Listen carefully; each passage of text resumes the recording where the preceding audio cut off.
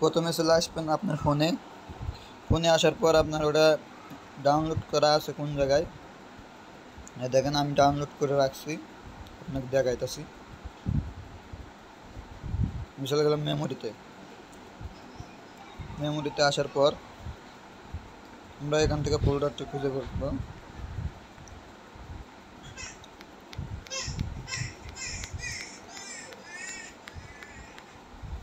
ওই জন্য আমি এখানে সার্চ দিব, সার্চ অপশনে যায় সার্চ দিলাম, এই যে ফোল্ডারটি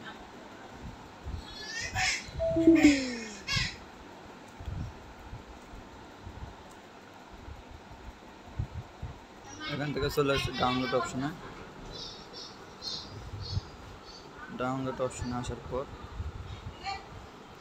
আমাদের পিএলপিটা নামছে।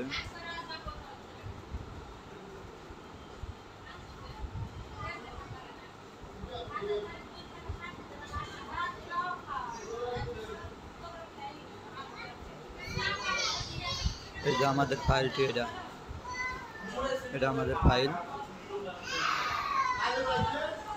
594।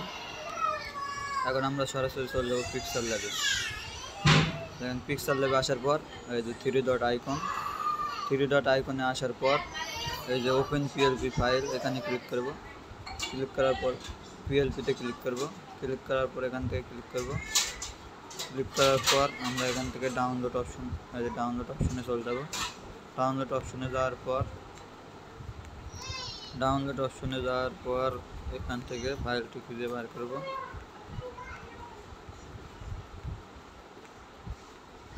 এই যে আমাদের ফাইলটি, এখানে ক্লিক করা এই যে দেখুন এখানে লেখা আছে ওপেন অ্যান্ড অ্যাড, এখানে ক্লিক